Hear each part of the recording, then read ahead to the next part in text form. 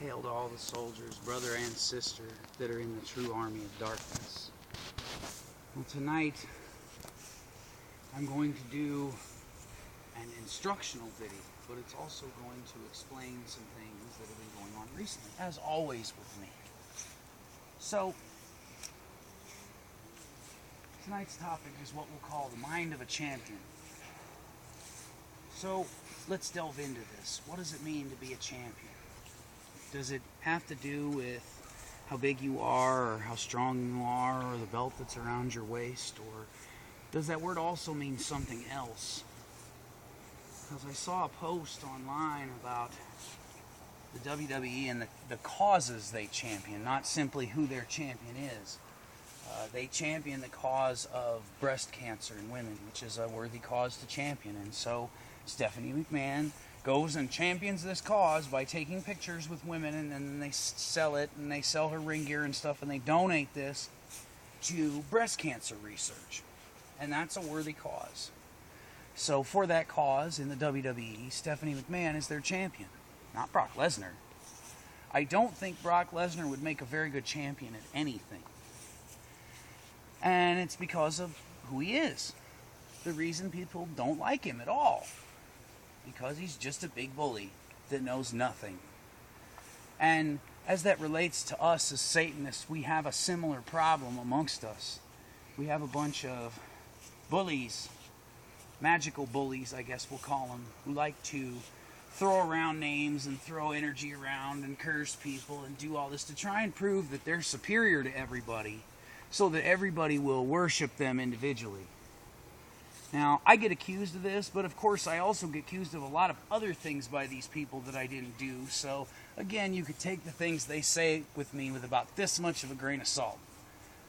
So, why do people do this? Why do they set examples that bullying is the method?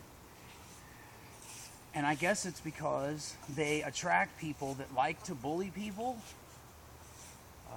An example of this would be today and the day prior when I made a video about a completely different subject, and it was commented on several times by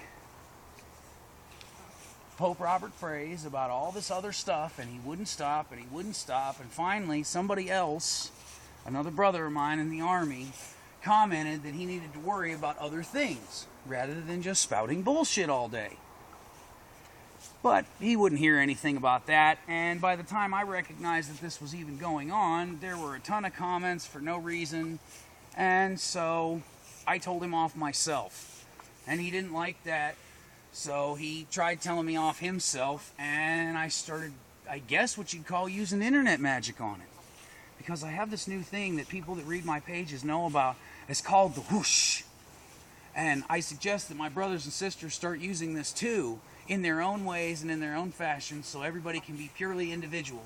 When somebody's talking stupid bullshit on your page, just go on, realize they're talking bullshit, click delete, and replace it with whoosh.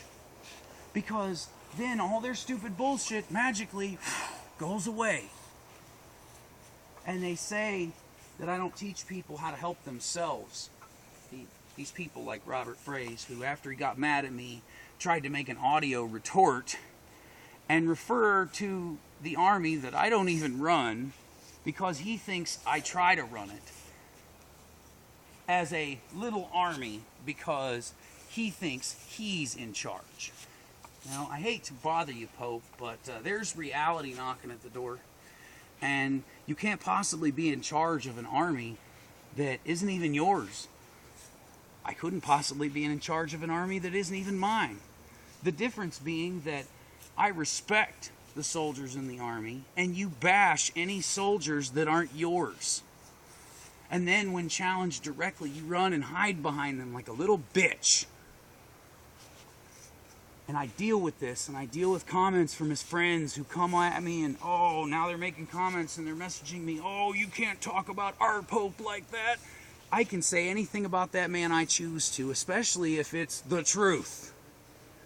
If Pope really does act like this, like a spoiled little bitch all the time, then I have the right to say something.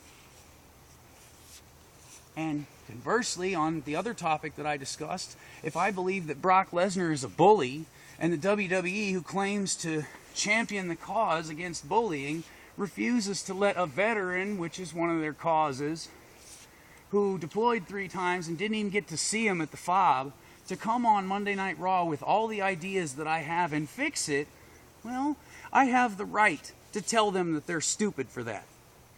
It's the same thing on different levels. The same as if I believe that Jared Padalecki and Jensen Ackles, a.k.a. Sam and Dean Winchester, are wrong for abusing the names of demon lords, demon knights, demon kings, and everything else to simply make a show and entertain people, they might want to rethink that. Now, what do all these things share in common? They're very different topics. Pope phrase, supernatural, WWE. They're very different topics. What do they share in common? All of these things are wrong. Because Pope phrase is wrong for using bitch tactics and claiming to be in control of something that he isn't. And supernatural is wrong for lying about beings that those of us who are true Satanists have either met, interacted with, felt around, or something. And for that reason, they might want to understand just how severe the situation they're in for abusing those names. It's not really my business, but I do believe because I see it, that gives me the right to say something. Just like I have the right to say something when I see Pope Phrase acting like a little bitch. Just like I have the right to say something when I see the WWE supporting a bully and denying veterans. Just when I think I've seen everything, there's always a new curveball. Something new and interesting and stupid. Something just terribly wrong with our world. And why do I constantly fight all these things? Well, to answer that question, I'm going to perform a little discussion called What's My Card? Okay, so to get in close, right, so you can see it, this is my card. Okay, you see the card? You see how nice it is? Okay, now what is this card? Bam! This is the 5th card, Major Arcana in the Necronomicon Tarot. The elemental and substitute value for this in that particular book is Dagon. Now, what does this card represent as it pertains to me personally? Am I Dagon? Do I look like a big one-eyed fish? Do I look like a god in human form? No. What's the card mean then? Does it mean I'm all powerful? No. What does the card itself mean? Well, let's think about the definitions, the things that you actually read in this tarot card when it's drawn, what it represents. And then as you think about those things, wrap it up into a general understanding of a person as an individual. What it means to be a Hierophant. Basically, what it means is you've seen enough and you know enough that when you see something that's wrong, you wish to see it dealt with. And you don't wish people to keep denying it or lying about it or making up stories about somebody else to try and divert the attention. You want to see them admit that they're wrong and deal with the future afterward. But they refuse to admit that they're wrong.